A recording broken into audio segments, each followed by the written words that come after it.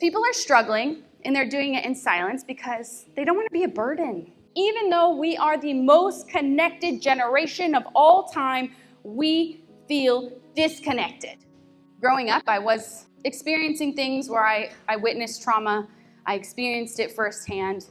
And the person who was closest to me was my cousin, Sean. And when he was 19 years old, he overdosed and passed away. And that was a turning point for me where I actually got really destructive myself. I got caught up in drugs and alcohol and partying and just self-destruction. That everything I had worked for, I literally almost lost it all in one night. Even as I was an emerging adult and even in my adult years, I still was suppressing things and my system was out of balance.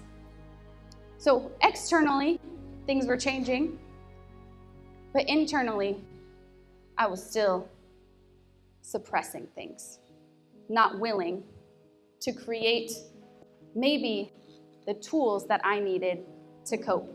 We spend a lot of time alone, but we also feel alone.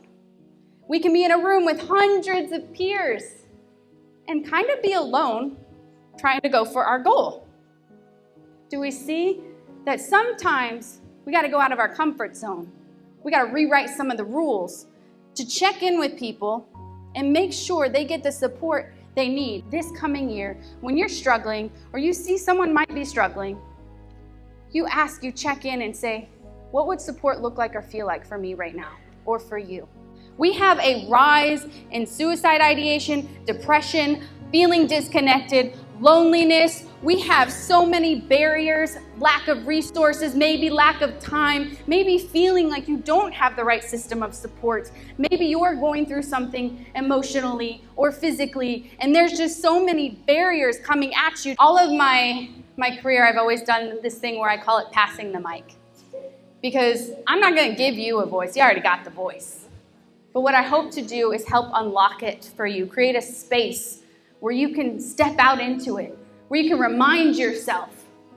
So I want you to think about why you're going to be passionate for this community, for this system, for this family.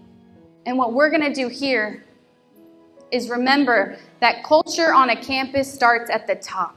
I love where I work, and I love the people that I work with. And I love the students that I have every single year. I'm standing here, right? And you see me, but I see you. So I am passionate about my babies, my students, your students. I'm passionate about them because they are the future. I am passionate about them because in them there is strength, but we have to seek it out. I am passionate about them because I want them to know that I see them. Woo!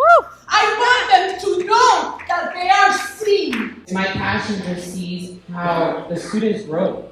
I truly believe I can change the world for students like me, struggling students who didn't believe in themselves.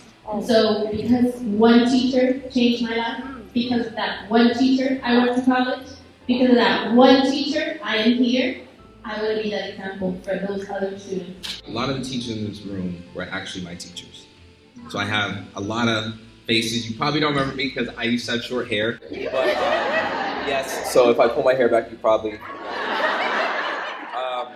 Coming back to charter and being a teacher, I realized how difficult a job it is. I didn't realize like all the struggles and all the jobs you have as teacher, under teacher. So honestly, seeing that and actually being a part of that, it's huge. Because I get to see the impact I put on other kids. Because those same kids come back to me and they tell me, hey, Mr. Prescott, you had an impact on them. And like me being able to come back and say, you guys had an impact on my life. Is because in order to be conscious and intentional about creating culture on campus, we have to be aware of what breaks it down. What causes division? What stands in the way, the barriers between us creating a currency that is well-balanced and overall healthy and functional?